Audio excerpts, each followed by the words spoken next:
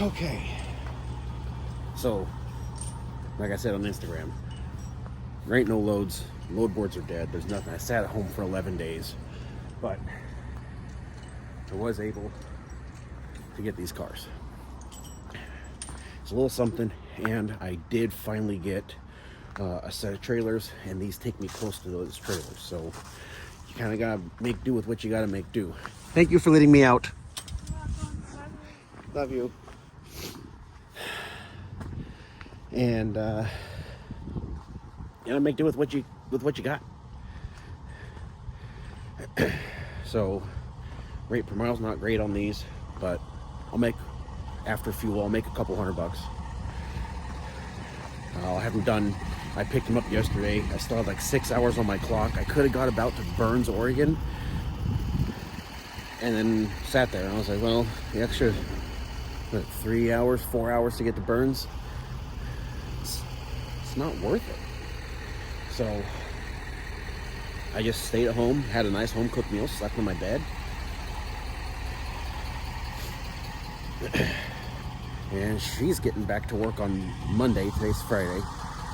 She's getting back to work on Monday, so you know, holidays are over. Let's get to getting. So with that, I'm gonna knock up my pre-trip because it's time to get going, and I'll see y'all in a little bit.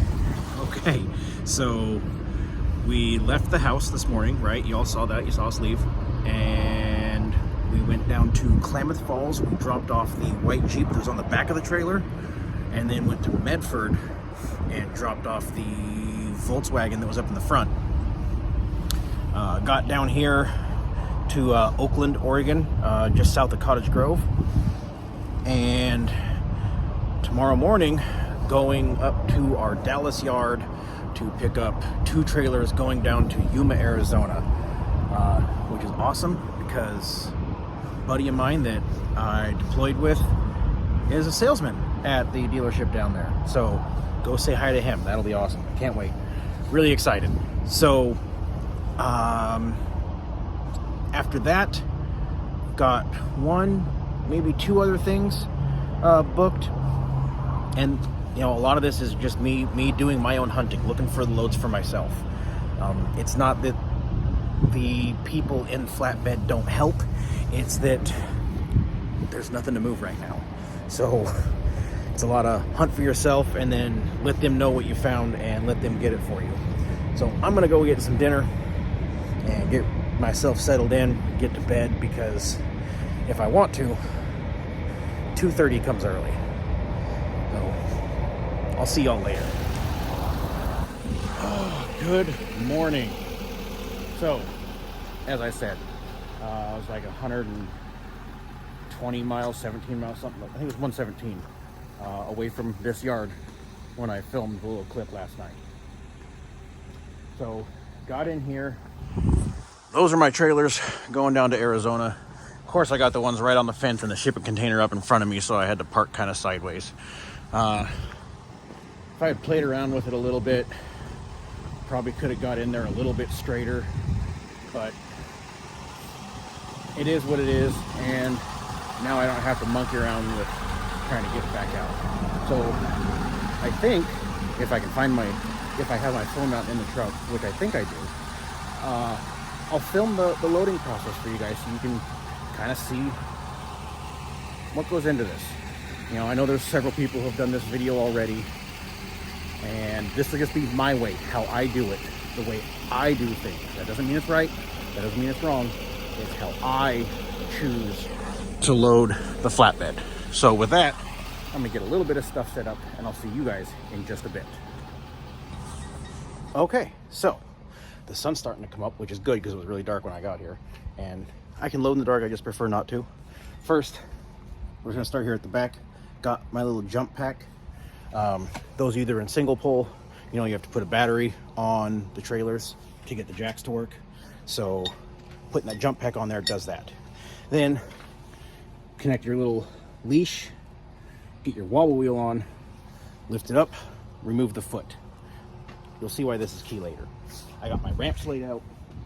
I also put the straps for the second trailer roughly where it'll be, right there. And I got my ball tower set up for the second unit right there. I also have the lock pin for the ball tongue, for the tongue, where the ball goes in the tongue. The foot I store in this toolbox. It doesn't matter where you store it, wherever it makes sense for you. I got my straps for this one because the front trailer is shorter. It only has one axle. Back trailer, being longer, has two. I've also got my winch cable hooked up down into the truck.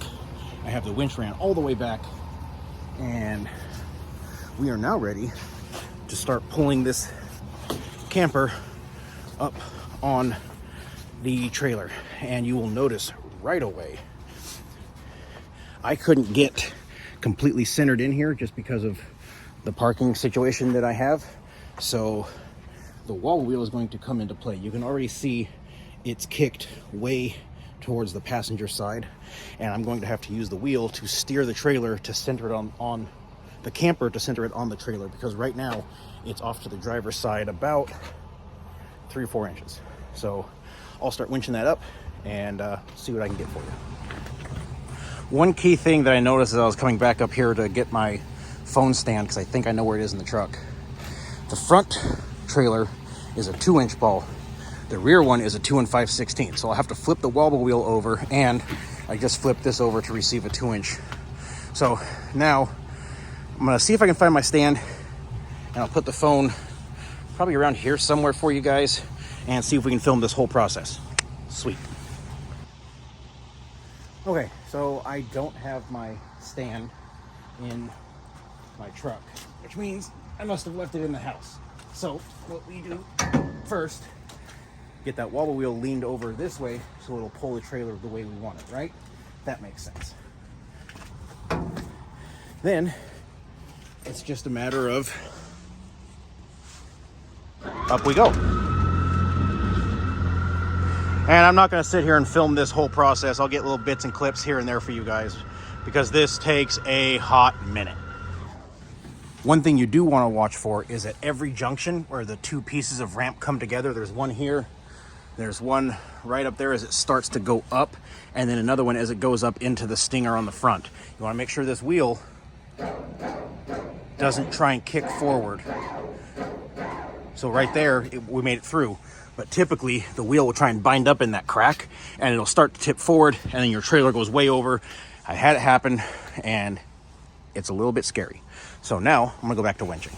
Now remember, as I said, we're off-centered. So the ramps have to move, which isn't real hard. And because I'm walking that way, I want it to be on this edge. Now the key is, not the key, a very important part is to make sure that you're straight. I'll do the other side and we'll get back to this. All right, so we've got it up the ramps onto the trailer itself, and you notice we're already almost center. See how the tire is right at about halfway over this outside hole? Go over to the other side, and it's right at the inside. So we only have about a ½ inch more that we have to move over. So we'll go ahead, shove that back over,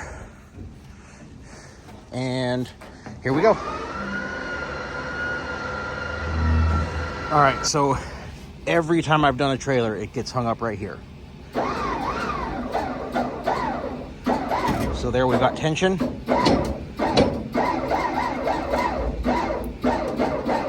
See how it's starting to try and pick up, but it came out of it. Of course it does. Oh, because it's on a 2-inch ball. The 2 5/16 every time. The 2-inch, it's got a little bit more wiggle in the ball for some reason. But yeah, it does that. Well, it didn't do it, but you saw how it was starting to try and pick up. That's what you got to watch for. We'll check again when we get up to this one. All right, so here we are again.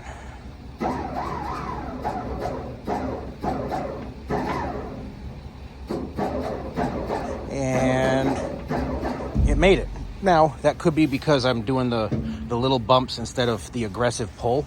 That could be. And as you can see, we are now completely centered on the trailer. We just got to get that far. All right, so now because the battery pack is still connected, we lift it up just enough so that we can get Nope, still tight.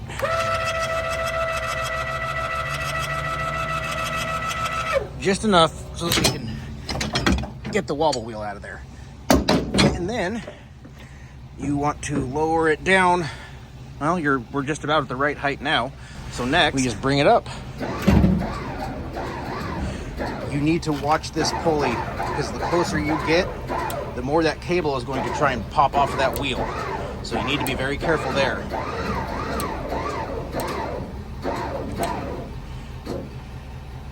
And now, we just go back down.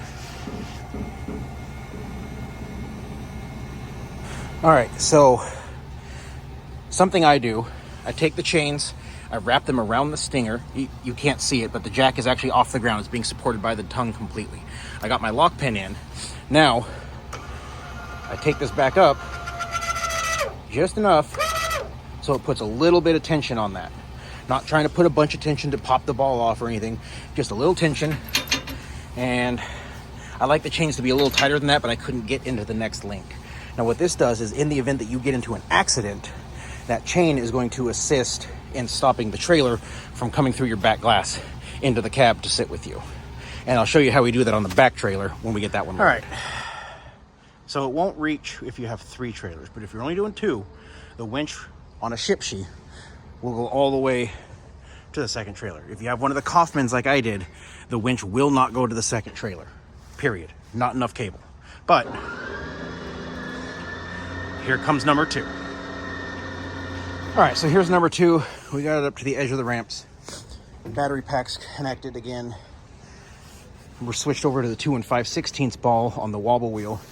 And the ball tower has both, as you can kind of see right there. But this one's a good deal more over. So we're really gonna have to push on the wheel to get this one to center itself because we have less ramp to work with as there's already a trailer on there. And we have a good distance we gotta go. So I'm gonna get to working on that. And I'll catch up with you guys momentarily. So before we talk about what here, important lesson, always verify that little tiny bit of trailer hanging out the edge is centered. Go to this one, and I got that much hanging out the edge, and that's centered. Well, these are the same manufacturer because this is a 23 and that's a 27. Apparently, this one's about 2 inches wider. So now, we're still got the battery pack hooked up, right? Yes. We've taken the wobble wheel off. We're standing on the jack. The winch is still connected. Always have either a winch, the Stinger ball tower, or one of these ball towers attached. Now, if you're running this one, obviously, I don't ever take the winch off unless I'm doing a third one, because then the winch is back on the third one. But since this is the last trailer, the winch will stay connected this entire trip.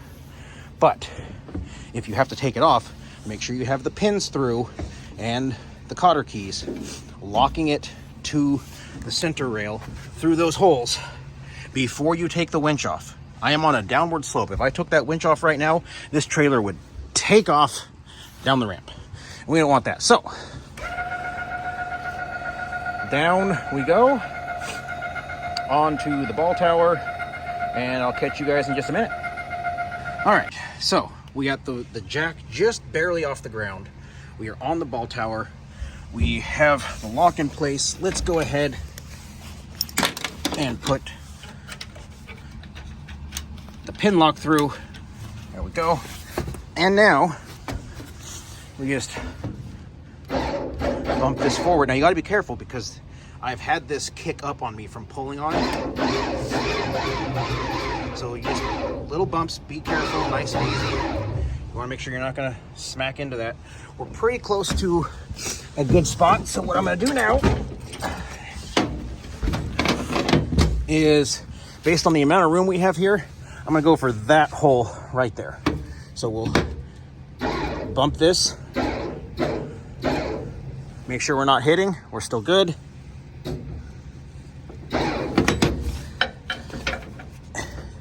And now we're locked in. I'll get the other pin in, put the cotter keys in, and I'll get back with you guys momentarily. Okay, got both the pins in, the winch is still on, has a little bit of tension, but not ridiculous. and a little bit of tension on the jack, just ever so slightly. Battery pack is off. Now, normally I run these chains back and go as far back in the hole and lock it into there.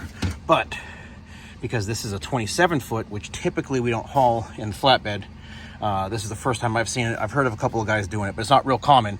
It's got the hooks instead of those little S bars with the spring on them. So I'll just have it connected to the ball tower and we'll call that good.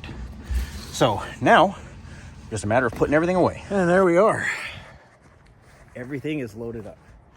Now, when you're strapping down your wheels, tires, these have a hook, here you can see it better on this one. These have a hook on them, right?